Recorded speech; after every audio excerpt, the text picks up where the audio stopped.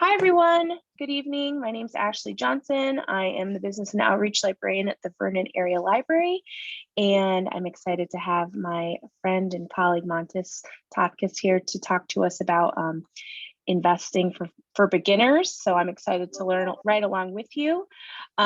Just a little housekeeping. If you have any questions or if you're having technical difficulties, please use the chat feature or the Q&A at the bottom of your screen. We also are offering closed captioning or live transcripts. So if you're having any audio issues, feel free to just click on that on your screen or on your device, and it's actually quite good.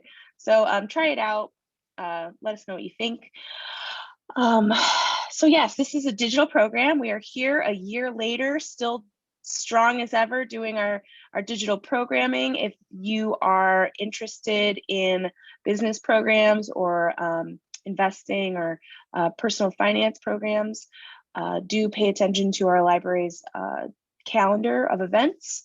You can register for events there, for all events, not just those events.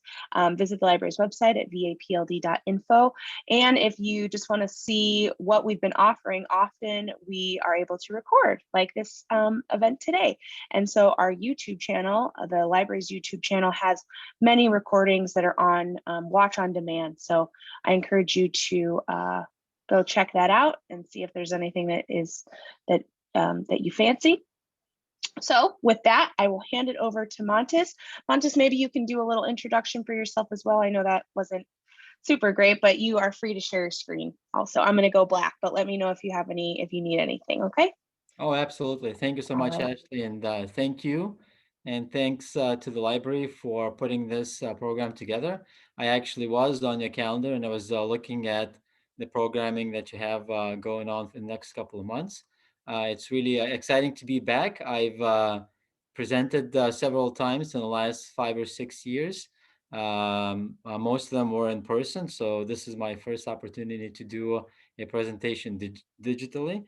And yes, we are a year later, but as you mentioned, you're going strong, and clearly you are keeping everybody informed, and thank you for that. But my name is Mantas Tautkus. I'm a certified financial planner. I've been in the financial advising, financial planning business more than 10 years. I worked during those more than 10 years. I worked at several firms. So I've gotten different perspectives from different business models. And last year, almost a year ago, about 10 months ago, I launched my own financial planning firm, which is located in Lake Barrington. So today's program, let me share my presentation. Okay, so as Ashley mentioned, today we're going to talk about investment smarts. So I've designed this program to be useful for beginners or also anyone who's already been investing for some time, to give you some more information about how to be smarter about your investing. Um, The four topics that we will cover today will include types of investments, types of accounts that you can hold your investments in, how to invest, so give you some ideas how to go about purchasing investments or using professional services to invest money for you. And also talk about a very important topic, to me at least, is the cost of investing. Before we get started with those four topics, I also wanted to address why the need to invest.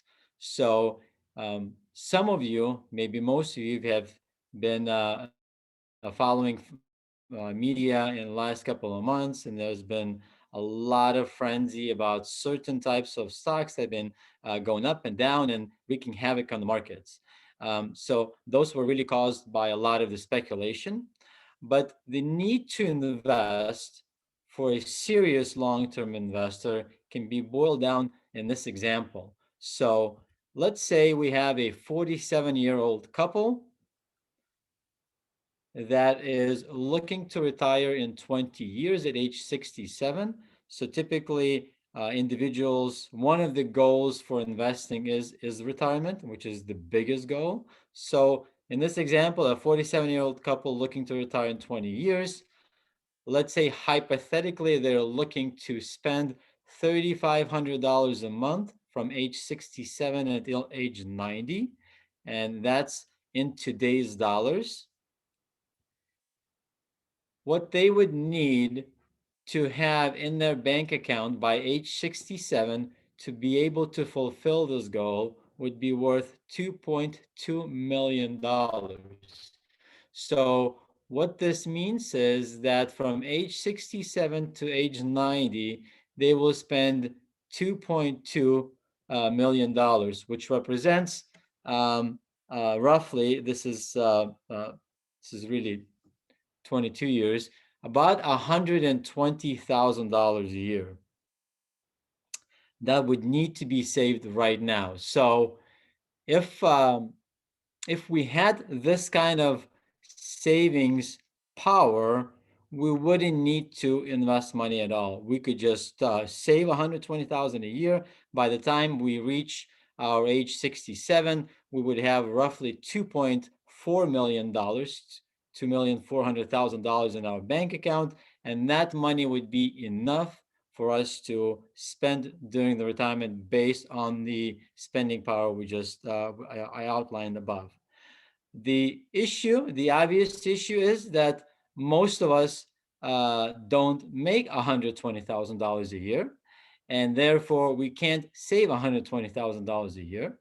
And even if we're able to save a significant portion of this money, uh, keeping money in the bank account, unfortunately, in today's world, does not pay much. Currently, as you probably know, banks pay an interest rate of close to zero, nothing. So therefore, the only opportunity to make sure that the money that you're saving um, retain purchasing power, so do not erode due to inflation, and grow somewhat, is investing. That is really the only options left out there. So let's talk a little bit about the types of investments. So there are many types, but the most popular ones would be your stocks, corporate bonds, municipal bonds, treasuries, certificates of deposit, exchange traded funds, mutual funds, SPACs, which is a fairly it's not a new type of investment, but it's been highlighted in a lot of the financial media recently because of the volatility and the movement in prices up and down. Preferred stocks and options. All of these investments are good investments. Obviously, it would they are good investments in terms of in itself as a structure is, but one needs to really make sure that they understand what they are and do their own due diligence before investing into these types of investments. So the most popular ones are really on the left side of your screen. So stocks, corporate bonds, municipal bonds, treasuries, and certificates of deposit.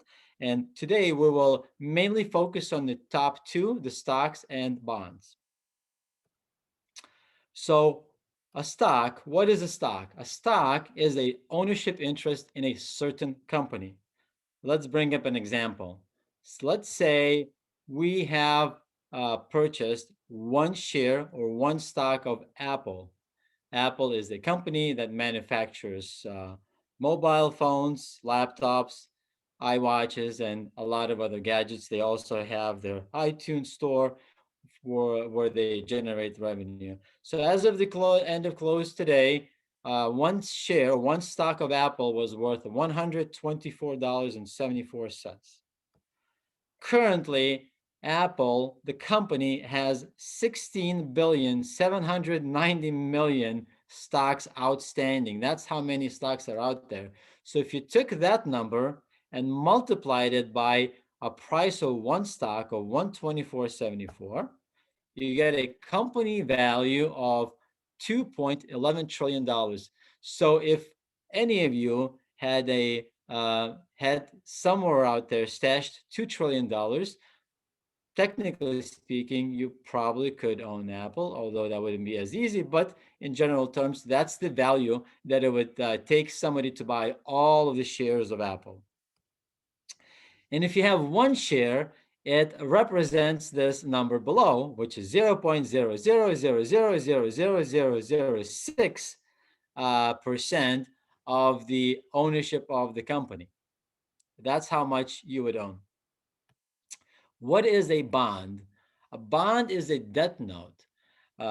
Basically, what it means is that you lend the money to the same company, let's say Apple. You lend them the money, they issue you a note, which they will pay interest on. So if you gave them $1,000, they gave you back a note, not physical anymore, but really more of a in digital terms, and it would state the interest they would pay, whether it's 1%, 2%, 3%, whatever that rate is every single year. And this note has a defined maturity date, meaning that you don't just lend them the money and they'll give you back the money whenever they feel like it. The note has a defined date, whether it's 1 year, 2 years, 3 years, 4 years, 10 years, 30 years, and so forth, so forth. So, what difference from in the difference between bond and stock is that one is stock, you have a part ownership in the company. Bond, you really only you're become a creditor. They owe you money for which they pay interest to you. So, what to expect if you buy a stock or a bond? So, let's talk about the benefits. And let's talk about the benefits on the stock. So, when you buy a share or stock of the company, you are eligible to receive a portion of their income. So, as the company makes their products or produces services, and they bill their clients for it, and they make income and then revenue and then profits, a portion of those profits they are willing to share with the shareholders or the stockholders. A second benefit of a stock, owning a stock, is that the stock price can grow. So if the company does well and makes more and more money every single year, typically there's a possibility that their share price will increase because everybody, or not everybody, a lot of people will be willing to own it, and they will be willing to pay you more for that share that you bought for. So essentially, if you bought it for $124, maybe somebody is willing to pay you more than that, and therefore you have an opportunity to make more money on the share if you sell it. The benefit of a bond is that the bond price may grow. So just like the stock, if the interest rates track a certain trend, bond price can increase and become larger than what you paid for it. So you can make money that way. And also, it you're eligible to receive, you're supposed to receive stated interest rate. As I mentioned, you lend them the money, lend the company the money, and the company for that promises to you to pay an interest, a certain type of interest, plus to give you your money back at the maturity date. What are the risks of investing in stocks? So the risk is that company makes no income. So times are tough. There's no longer, the customer base declines, products become unfavorable, and essentially not a lot of people are buying it, and then they make no income. So there's no income to be passed on to you, the shareholder. And if that happens, typically what follows is the stock price decline. So if you bought it for $124, for example, maybe now it's worth less than that. So essentially you have a loss. Now you're losing money on your investment. The risks associated with bonds is very similar to stocks, again, that the price could decline. So if the interest rates rise, as we're having this year, the interest rates in general have been rising, so the bond prices have been declining ever since the beginning of the year. and they've declined fairly significantly year to date in this year. But also, if the company really does poorly and declares a bankruptcy, for example, they can no longer sustain their operations and can no longer finance them, the company would default. And essentially, at that point, they may stop paying the interest that they promised to you. And essentially, now they're bankruptcy proceedings and so forth, so forth. And what happens out of that, it really depends on the situation. So those are the risks. So those are the benefits and the risks associated with investing in either type of investment. I'm going to pause here for any questions. And Ashley, I'm not sure how you will notify me. I don't see any questions coming in right now. I have a question. How Sure. do things like, you remember when there was like Toys R Us and Yes. everybody said that the reason that, like, what happened with Toys R Us is a publicly traded company that somehow like went out of business even though it was still sort of okay as a company, does that Great make question. sense? You know what I'm talking about? Okay. Yes, absolutely. It's a great question. So what happened to Toys R Us? It became very difficult for them to service their debt. So what that means is they issued a lot of bonds to the public, and essentially there came a time where their revenues that they were bringing in from the toil sales started declining, and it was just not enough to pay the interest that they were obligated to pay on those bonds. And what happens is when a company is no longer able to pay the interest, it's not like your cousin who can call you and say, "Hey, Ashley, I'm a little short this month. Can you wait until next month? I'm gonna pay you back the January interest." What happens is there's a technical default, meaning that the company, if it can no longer pay even one month, pay their interest that they're obligated to, the company is put in a default, and essentially now it has to go through a bankruptcy proceeding, whether it's called Chapter 7, Chapter 11, the reorganization. What happened in the Toys R Us case specifically, I believe they did go through the bankruptcy. So essentially, what happens? The judge gets assigned to this bankruptcy proceeding, and then there are trustees, and then they sift through all of their assets, how much inventory they have, how many buildings they have, and they start selling start settling their debts. I believe that at the very end, some sort of activist investor came in and they bought what remained of the company. But why? But I guess it's a good question for me to segue how a bond is considered to be less risky than a stock. Is that means when a company goes through the bankruptcy proceeding, there is some sort of order of who gets paid first. So, for example, typically employees and employee benefits get paid first. Then there is the government and the government taxes. And then somewhere along there come the bondholders. So bondholders always stand, they're more senior in line or they're closer in line than the stockholders. So it is perceived that as a bondholder, you might be able to recover some sort of dollar amount, if not all of it. So if you gave them $1,000, maybe you recover 300, 400, $600. But the stockholders or the people who bought stock in the Toys R Us company, they're essentially at the very end of the line. They only get anything if there's anything left after the first those people or those organizations stood in front of them. If there's anything left after that, so after they paid their salaries, their dues, maybe their benefits that were due, there were taxes that were due, and the bondholders, if they got all of the money, they were made whole. If there's anything left after everything else is sold off or settled, then the stockholders might get a piece of it. But typically, in a typical bankruptcy, most often stockholders are wiped out. Kind of like something what's happening with Hertz right now that's going through the bankruptcy proceeding. But it's a great question. There was a sort of a follow-up to that, and I think you answered it. They said, "Are bonds secured, and will it be possible to get money back if the company is bankrupt?" I think you answered that. Yeah, they are not secured. So typically bonds are not, they're secured by what's, you can consider they secured by the revenues of the company, but they don't have a some sort of collateral put behind them that, specifically you can collect on. It's a great question. Okay, move on. It's great. Let's talk about account types. So what you're looking on the screen are the three buckets. There's called a brokerage account, there's a 401k, and an IRA to the right.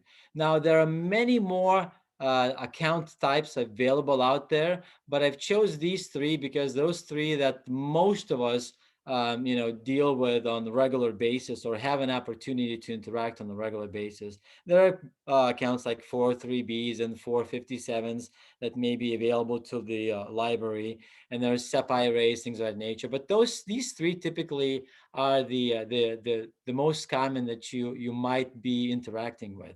And the reason why they're represented in different sizes, and what the size essentially represents is how much money can a person uh, put into one of these accounts on an annual basis. So the brokerage account essentially has an unlimited amount of money that can go in there. You can put $100,000, a million, a billion, a gazillion, so forth, so forth. There's literally no limit how much money can be deposited into a brokerage account. The next size down is the 401k, and 401k account that is typically offered by your employer, unless you're self-employed, where you can establish your own 401k account. That has a limit. It's up to about $26,000 a year, depending on the age. It can be less than that, but it does offer a pretty significant amount of savings that a person can set aside every year. So even whether it's 19,500 or $26,000, it's a very large amount that not a lot of people are able to max it out. Meaning, not a lot of people are able to set aside that much money into it. But it does allow for this opportunity to do that. If you have a availability of a 401k plan at your workplace, and it does offer any type of matching, so a lot of times company might say, well, for every 1% or 5% of your income or your salary that we pay you every year that you put in, we will match that. So if you put 5%, so if you make $100,000 and you're willing to set aside 5% into the 401k plan, then we will match that. So you put in 5,000, we'll put in 5,000. I would argue that this is by far the fastest way that I see my clients and myself in the past when I worked for other companies, that how you accumulate your investments, because it basically, a lot of times doubles, meaning that you put in some money and your company matches, so that in itself already doubles, and so that really helps an individual to accumulate their investments faster. So my typical recommendation, obviously this is not true for everybody, but in a very typical situation, I would say to my clients or people in general, that if your company offers a 401k and if they have a match, you definitely want to max the match. Uh,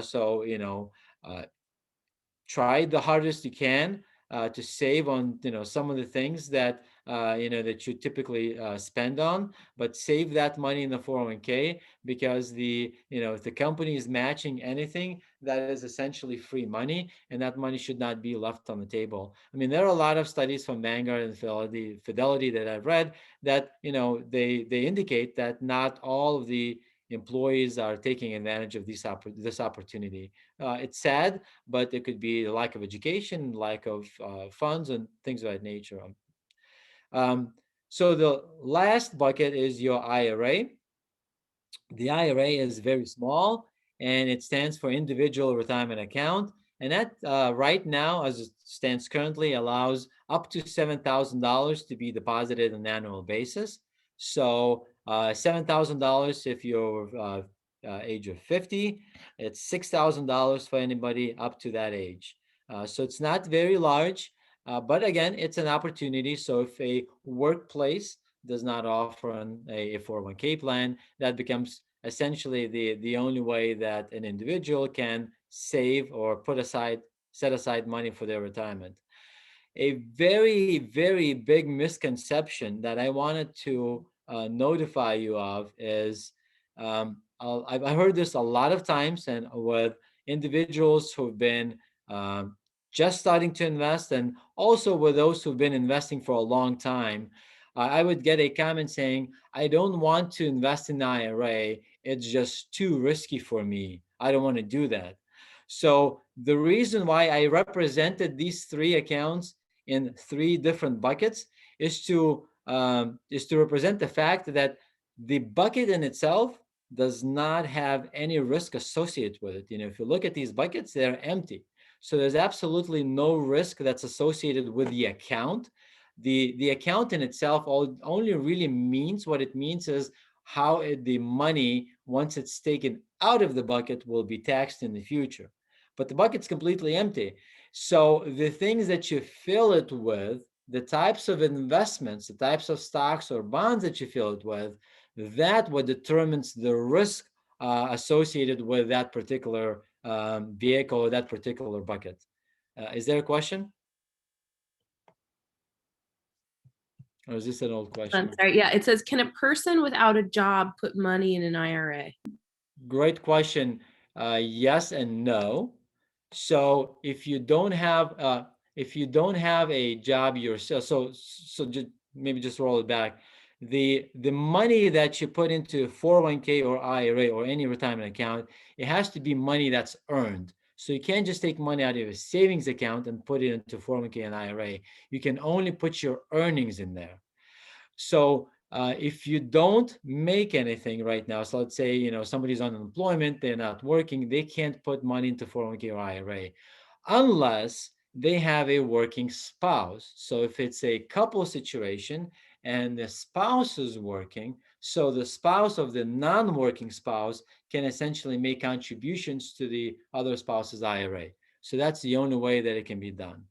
And also I mentioned the limit, the $7,000 in the IRA or 6,000 if you're below age of 50. That limit is also dependent on your total income. So if you're made 5,000 a year or this year, you can only put 5,000, the maximum amount you made, into the IRA. So the 6,000 or 7 is up to, but no more than what you earned for the year. And a working spouse can make a contribution for the other spouse into the other spouse's account. Great question. Okay, let's move on. All right. So the next segment of our agenda today is how to buy investments. So there's really two different ways of how these investments are packaged. You can buy them individually. So, for example, you can go out there and then buy a share of Apple or share of any other company out there and then design the portfolio that way. Or if you don't want to do this kind of work and you don't really know what you buy and you really don't understand which company is good, which company is bad, because not everything that's out there is good or bad, you can essentially select to invest in what's called index funds or mutual funds. And essentially, what those do, they pool all investments together. And then there's a slide in a couple of slides, I'll show you exactly how the mutual funds or index funds work, which is the next slide. So let's imagine this is a fund, which represents a basket. And so the fund is managed by a professional investment management firm. And there are individuals who are called portfolio managers, analysts, who make decisions on what kind of stocks to be investing in and putting into this basket. So what essentially they do is just they go out there and say, okay, we'll buy some stock F, stock C, stock H, whatever stock it is, and they fill the basket. And then you, as an investor, come in and you just buy a very small piece of the basket. So when you buy a small piece of the basket, essentially you buy an ownership into essentially whatever those stocks in that basket represent. So you might own a very small piece of Apple, a very small piece of a Google, a very small piece of Facebook, and whatever it is. And your piece will grow or decline based on how all the stocks that are in the basket, how do they do on daily basis. So if their values grow, then your piece of that fund will grow with it. If their values of the stocks that are inside of the basket decline, then essentially the value of the piece of the fund will decline with it. And funds, there are tens of thousands of funds out there. There are good ones, there are mediocre ones, there are bad ones. They can be all stock funds, they can be all bond funds, or they can be blended. They can have some stocks and some bonds. So essentially, there is a flavor of a mutual fund out there for just about any kind of investor, from the most aggressive who wants to invest only in very high risk stocks. There's a fund for that. There's also a fund that invests in something very conservative, that essentially does not go up and down with the market as much. And I see another question. Yeah. Can Can funds funds? go bankrupt? Yeah. Not really. Not really. So the way that those funds are designed is essentially, it's a great question. So they take in the money from the investors. So let's say we all gave them $1,000 each. So what they do is they take this money, and then typically they go out and then they buy stocks with those funds. So they will be based on what they want to invest in. So a typical fund will hold a lot of stocks. It will hold maybe 50, sometimes 500, sometimes 3,000 funds. So unless every single stock that they bought went bankrupt, technically the fund would essentially, it wouldn't go bankrupt. It would just have zero value left in it. The fund itself might stand, but essentially there's going to be nothing left in it, and the share of the fund that you held really is not worth anything. That Well, that's never happened. That a fund would have all the stocks in it, and then they would all essentially go bankrupt. They can all decline severely during the times of recessions, like in 2008, and even the last recession we had last year, a year ago. Some of the fund values have declined by 50, 60% because the stocks that were inside the basket, their fund values declined. But so typically the fund value will go up and down with what's in the basket. I've not heard of a fund, again, everything into uh, investing into a basket of stocks that all have gone bankrupt. Um, Technically, it can happen, but I've never heard of it. Great question, and thank you for that. Okay, so that's funds. So here is a difference between investing in individual securities, so buying your own stocks, if you feel that that's something that you enjoy in. So if you invest individual, what are the cons? It's very difficult to diversify. So what happens sometimes, I had clients who don't have a lot of money, and they say they want to invest in individual stocks. They want to buy some Amazon, they want to buy some Apple, and so forth, so forth. So it's difficult to diversify, meaning that in a typical portfolio, you want to own a lot of stocks, kind of like the mutual fund. The mutual fund doesn't want to go out of business, so they want to diversify. They want to own a lot of different stocks, so that if one stock did go out of business or went bankrupt, it doesn't really have a very major impact to the portfolio. They can just toss that out, and essentially the other companies can still hold it together. So when you're trying to do that on your own, it's very difficult, and you need a lot of money, somewhere probably $250,000 to $500,000 to be able to do it appropriately. So the con is that it's hard. If you only have $5,000 to invest, and you wanted to make sure that Amazon is part of your portfolio, well, Amazon stock price is $3,000. So just one share of Amazon essentially represents more than 60% of your portfolio if you have $5,000. So that's where the difficulty comes in. So that's one disadvantage. The other one is it's time consuming. You really have to go out there and get information on the companies you want to invest in.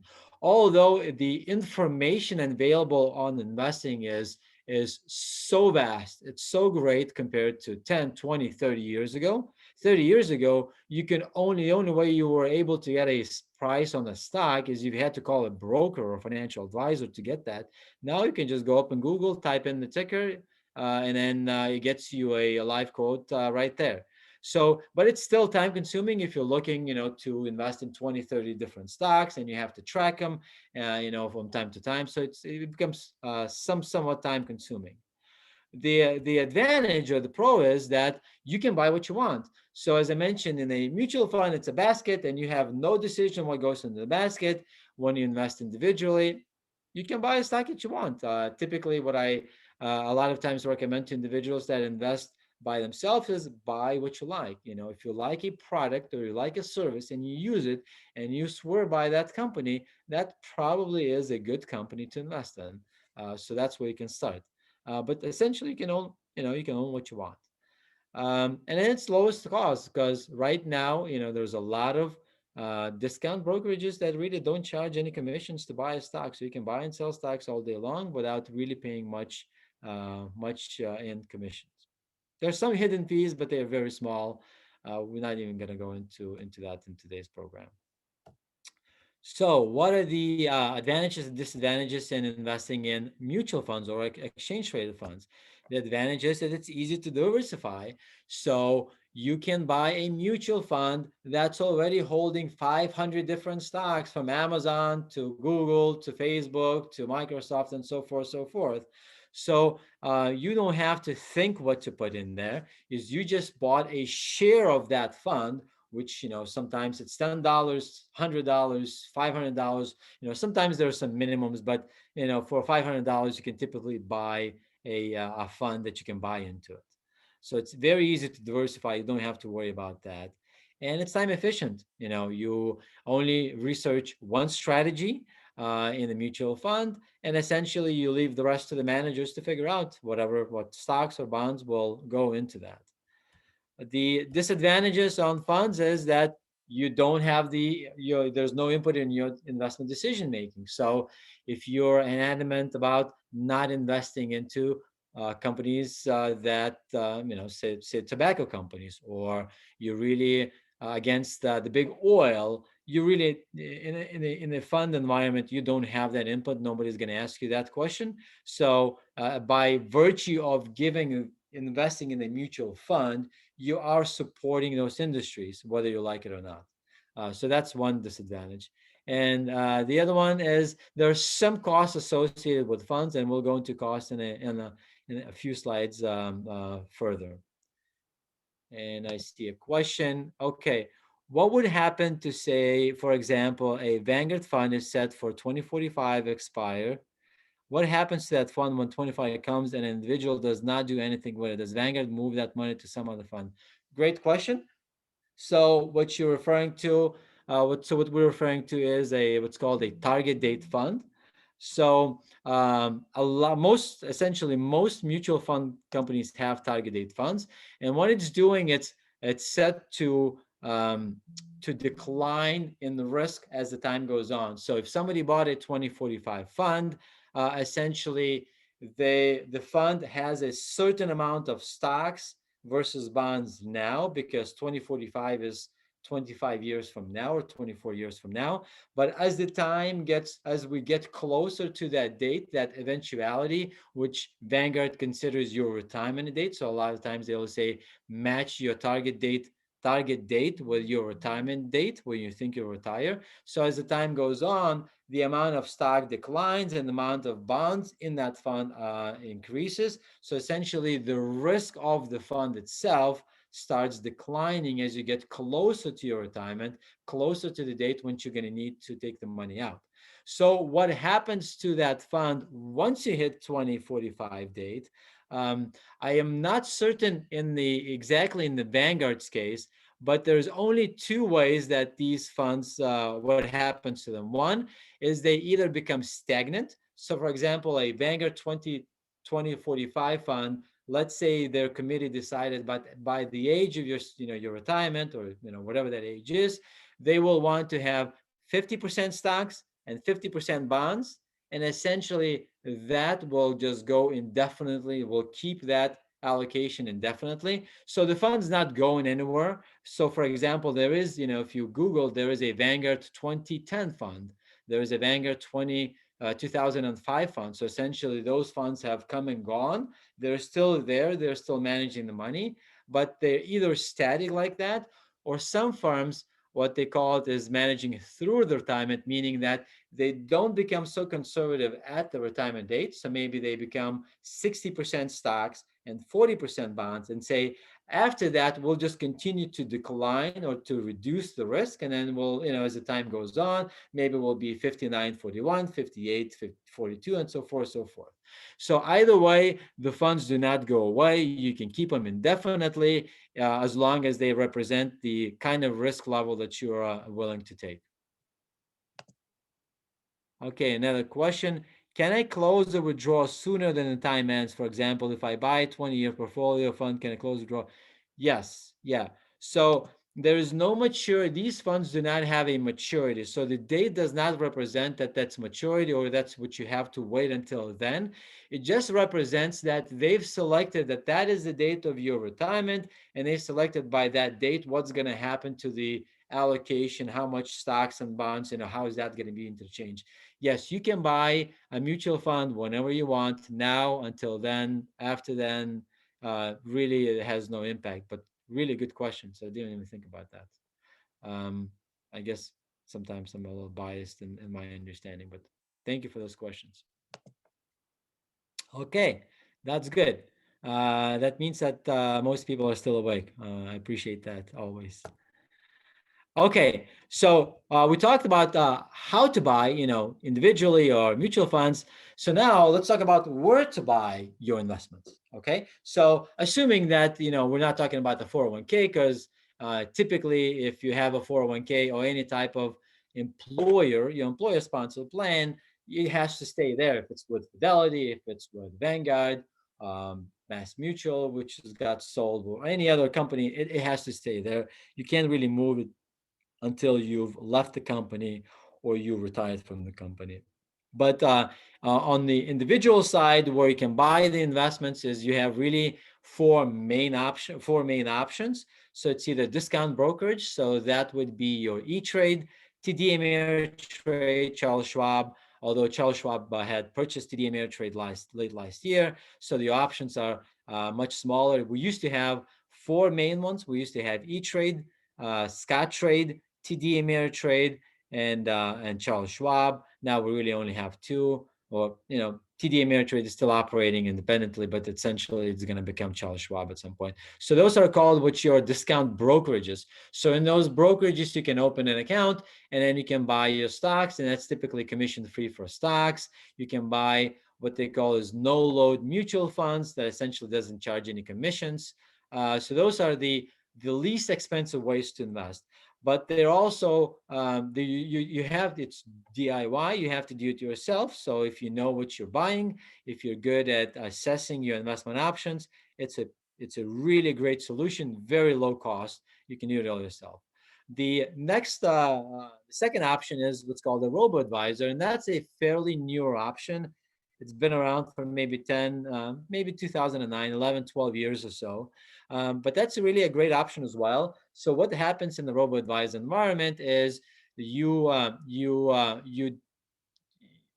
give up the management of your investments to the company, and essentially what they do is they create a portfolio for you, and typically it's portfolio of low cost index funds, and they invest it for you. And the fee for that investment is very low.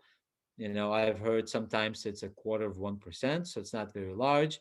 And essentially, they just invest for you. In some instances, you have a opportunity to talk to somebody live.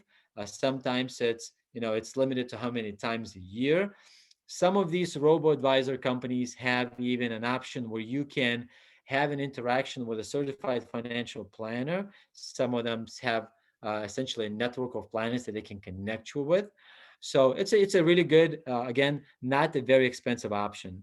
A third option is what's called a broker dealer. So these are the companies that you've probably heard of and heard of, and then you've seen them everywhere. So there's a Merrill Lynch, Wells Fargo, UBS, Morgan Stanley, and then others, Ameriprise, Edward Jones, companies like that. So what happens in those environments is they consider themselves a full service company, and they can sell you insurance, they can sell you annuity, they can sell you a bond, they can sell you a stock, mutual fund.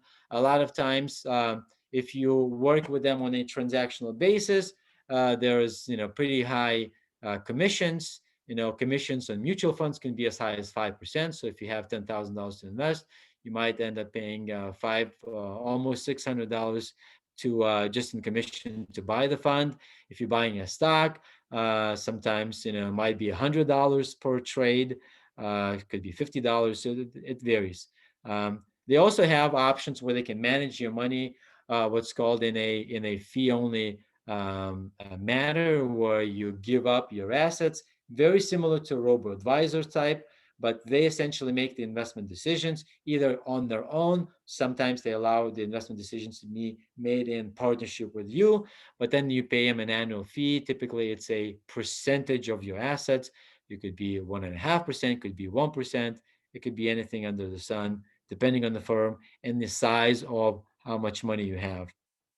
And then the last option, it's called is a registered investment advisor, and those are typically those are firms that operate in a full fiduciary capacity. They do not have any commission structures. They don't have any kickback structures.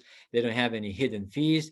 They only work with you either it's called on fee only basis. So you either pay them again a percentage, whichever is which is agreed upon, or a lot of times depending again on the company, they may offer you what's called a flat rate. Say you pay them $1,000, and then they will do a certain things. They will provide certain services for that $1,000, but they're always in a fiduciary capacity. And that means that they have to do everything with you as the consumer or the client in mind. So they can't make a recommendation to you that will benefit their situation.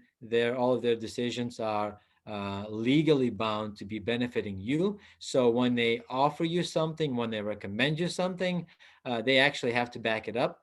If the regulator ever investigated them, saying, why did you recommend this? And they would have essentially to support why they chose a certain recommendation for you.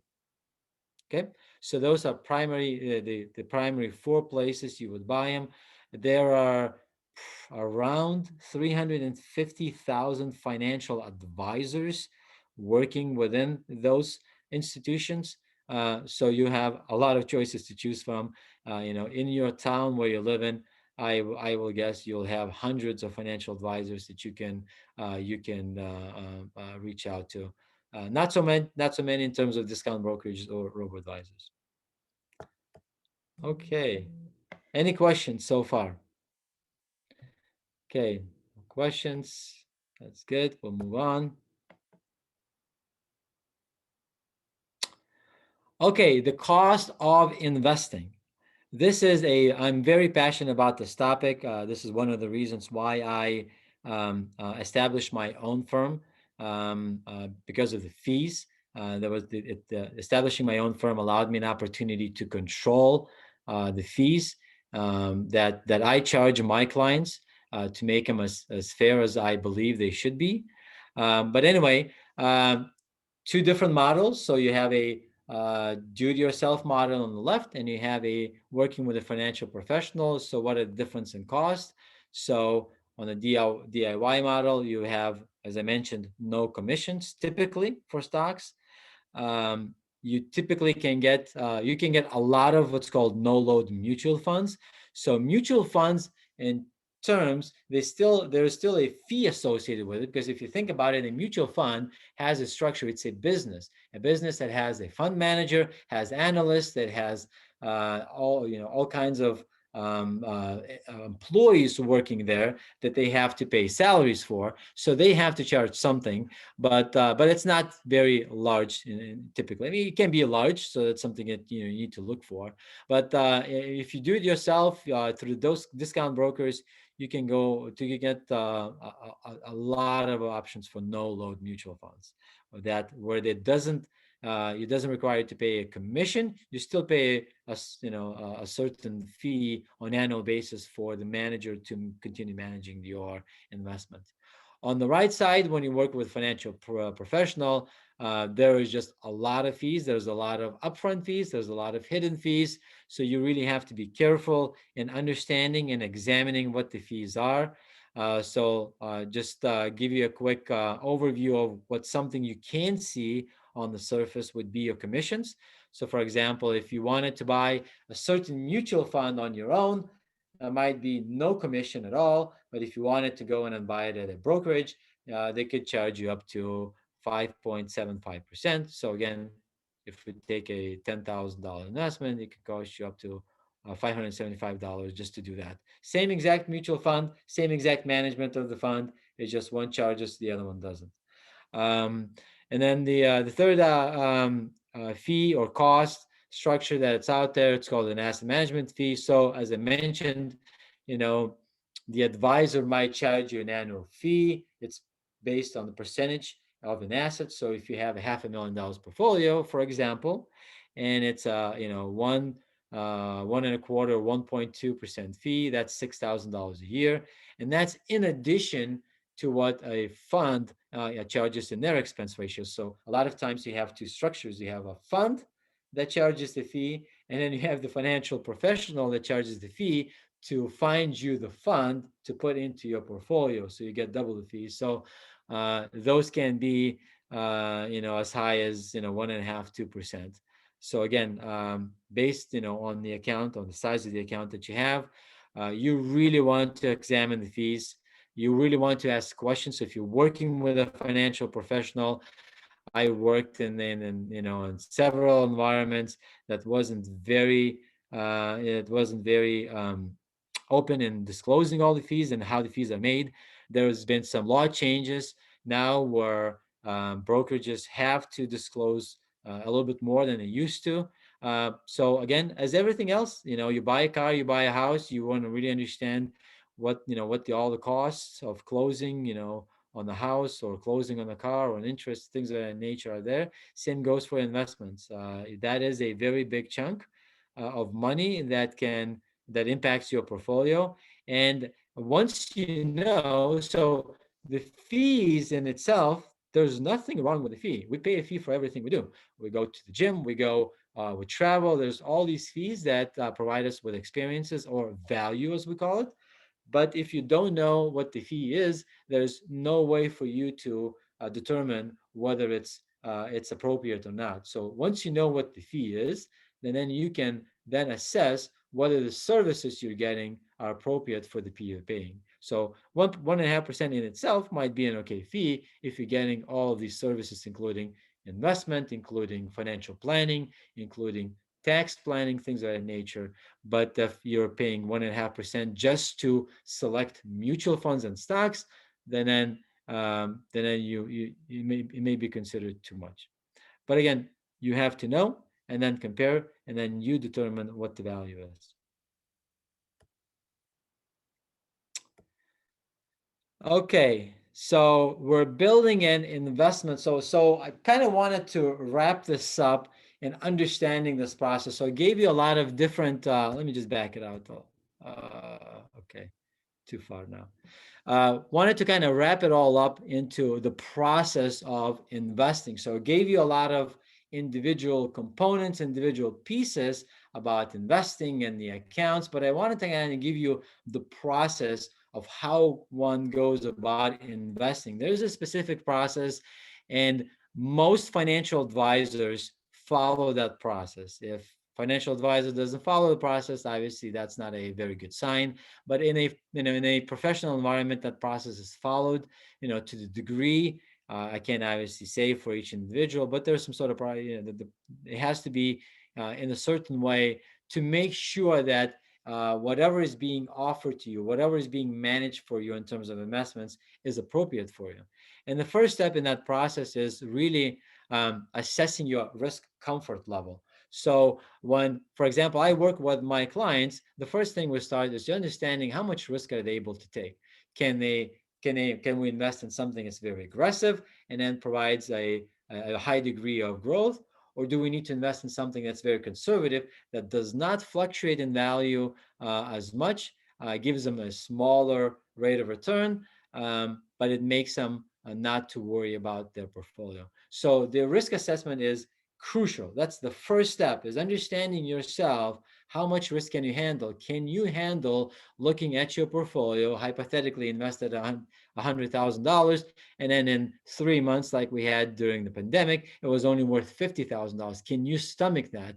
And if the answer is no, that means that that type of portfolio is way too risky for you. There would need to be a much more conservative portfolio selected for that. So again, there's different types of personalities, different types of people, different age groups, and things of that nature that determine your risk comfort level. And then so if you're working on by yourself, you need to determine that by yourself. If you're working with a professional, typically it should be, it should not, there should never be made a recommendation made to you for any type of investment by any professional without them understanding your risk comfort level first. If that ever happens, then that's the sign for you where you hit for the doors. Okay, going back. So that's the first step. Step number two is the selecting asset classes. So once your risk comfort level is determined, then the portfolio is built, and that represents what we call as asset classes. So what kind of investments, broadly speaking, will we invest in? Will we invest in stocks, bonds, a mixture of both? What's the mixture? What kind of stocks? Aggressive, small companies, large companies, medium companies, and so forth, so forth. So that's when we select what kind of, we're like making a soup. What kind of ingredients will go into the soup to make it good for you. Step number three is selecting the individual securities. So once we've decided what classes we will include in it, then we fill those classes with individual securities. So if we selected aggressive, there's a certain amount of money to be invested in aggressive stocks, then one would go out there and say, okay, what are the most aggressive stocks out there? Which are good, which are bad? I want the good, let's put it in the portfolio. Or let's get the aggressive mutual funds or exchange traded funds that will go into it. So that's a specific security that gets selected for that class or that group of investment. And then step number four is to essentially review and adjust. You don't just buy and hold, you buy and make adjustments. Nothing is the best. And if you think about sports teams are great, but they don't win Super Bowls every year. Unless you buy Tom Brady, I suppose you can do that. But in general terms, not everybody does well every single year. Companies don't do well. Mutual funds don't do well. Mutual funds are run by a fund manager. Sometimes those managers leave. Sometimes they don't do as well. So there's many different reasons why a review and adjustment is a crucial part of the cycle to make sure that everything is still working well. In here, I wanted to give you an example of what a risk assessment looks like. So, for example, this is a clip from a risk assessment questionnaire that I have all of my clients complete. It contains 26 questions. So these some questions are having to do with investments, but some have nothing to do with investments. Have to do more with everyday financial decisions. And this allows me to, again, paint the picture or understand how this particular individual reacts to changes, reacts to risk, so that I can do a better job in putting together a portfolio for them. Again, the information, it's just amazing amount of information that's available out there. So if you're the do-it-yourself type, you can just Google risk comfort questionnaire. and then there will several will come up. There's one from Charles Schwab that I looked at that I kind of liked. So it looked good. So anyway, this is not a recommendation, but if you wanted to do it yourself, and if you're investing now, or if you're thinking to invest, do yourself a favor. Google risk comfort questionnaire, and you go through the process. It will, at the very end, it will give you what's called an asset allocation, how much money should be invested in stocks and so forth, so forth. So it's going to give you, this is going to be your starting point. So that's step number one. Step number two, so this is another tool that I use, and again, there might be some other tools out there that are free of charge that you can use. It gives me here, it gives me some ranges. So for example, this one, there's a question here. In what case profit on brokerage account is not taxed? Okay, so Joe, I believe what you're calling, so it's called capital appreciation, called profit. Um, okay, and then Jan, I'll come to you next. So um, well, there's several instances where that, call it profit. So uh, just to kind of give you an example, what Randy's asking, let's say you have invested in a non-retirement account that has no tax advantages, and you placed $10,000 into that brokerage account, and then now that money has doubled. So now whatever you bought has produced a 100% return. So now your brokerage account is worth $20,000. So you have 10,000 your original money and $10,000 of appreciation. So now you're looking to sell, say, okay, I want to cash out and we need this money for whatever reason. So what Randy's asking, is there a point where you may not have to pay taxes on this $10,000 that's appreciated? So you never pay money on the initial amount you never pay taxes on the initial amount of money you put in. So the $10,000 that you put in, it's not taxable. It's yours. You already, you got it from somewhere, from your work, that you already pay taxes on. But the growth itself is taxable. So one instance is death. So for example, if you had this situation, you had this brokerage account that's doubled, so you have $10,000 in gains upon individuals passing. That, once that money is passed on to their spouse or to the heirs, then essentially it becomes all of the gains are wiped out. So the IRS is not asking to pay any taxes on it.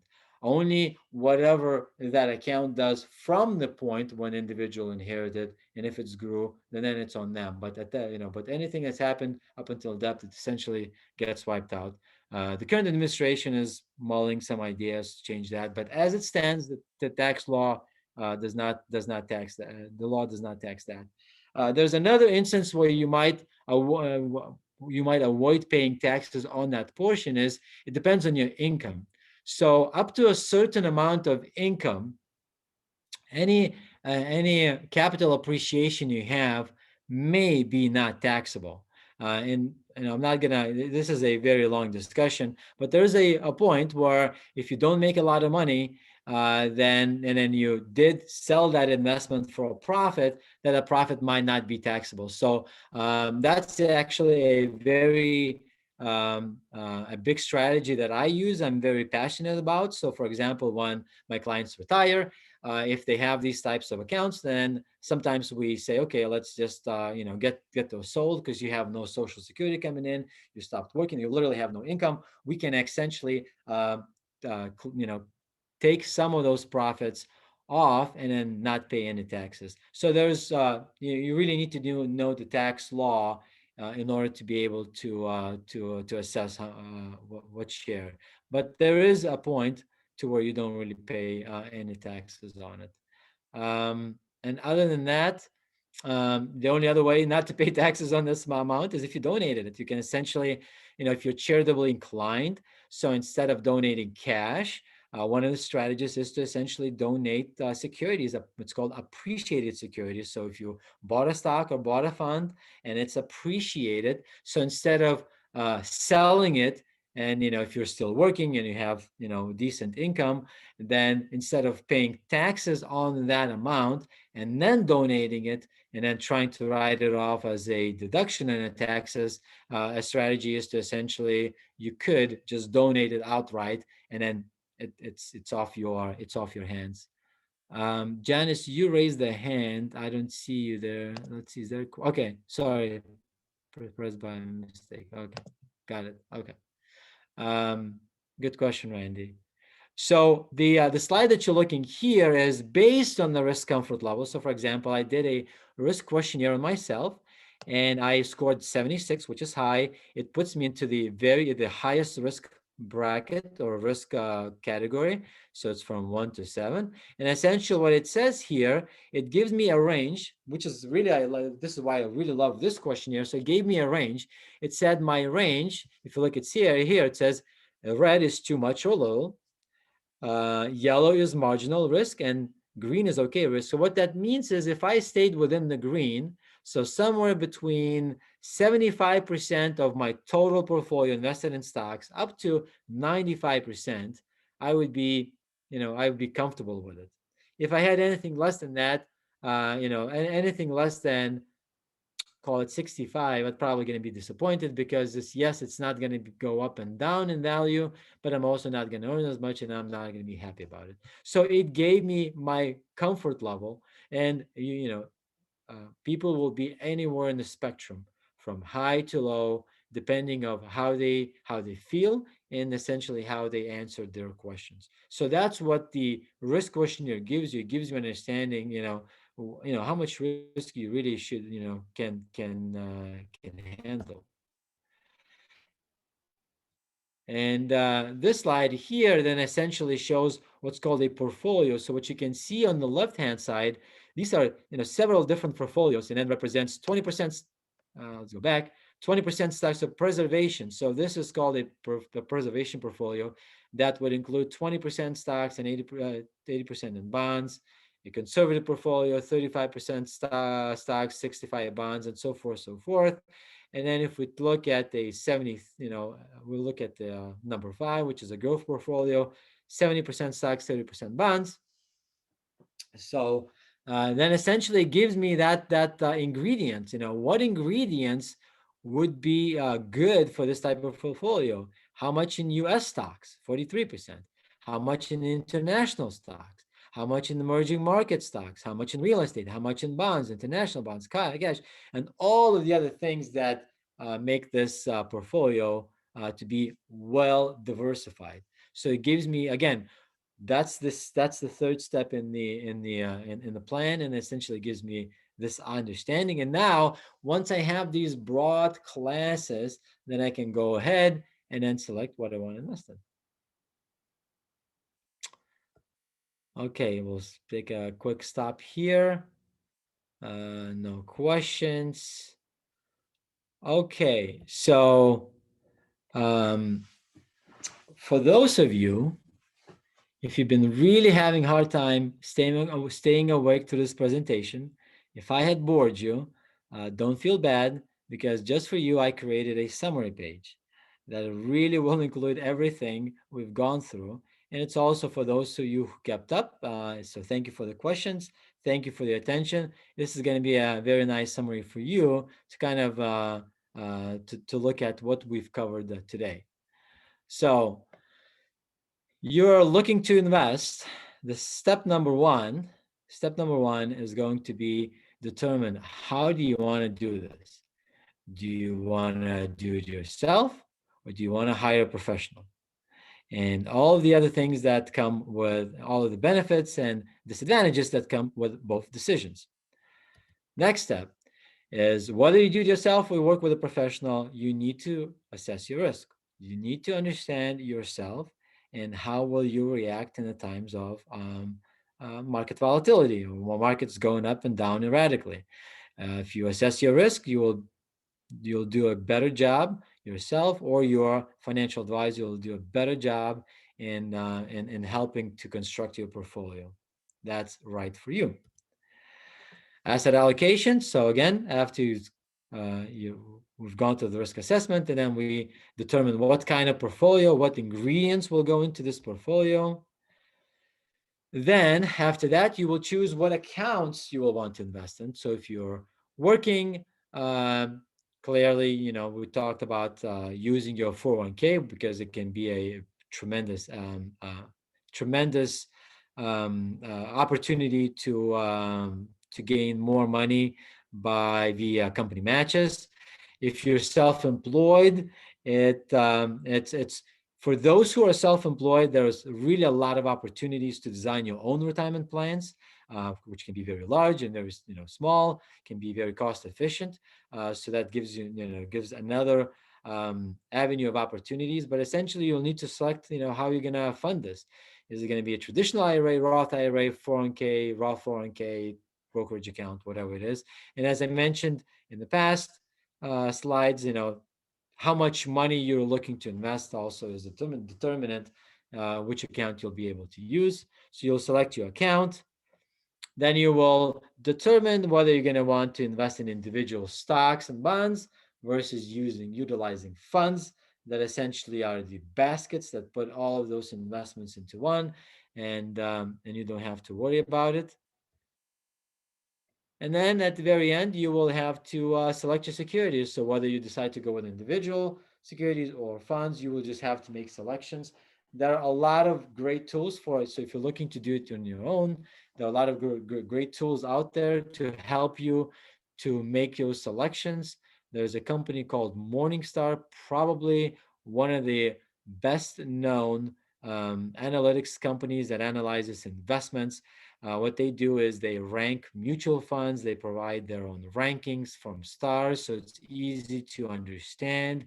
They provide the risk parameters, so they rate the fund a conservative, a moderate, or a aggressive. So it gives you a lot of information that you can use in order to make your investment decisions. So again, this is your summary. This is everything we've pretty much covered for today. This is your funnel of your decision-making process. Those are the steps that you would want to implement on your venture into investing. Pausing here for any additional questions.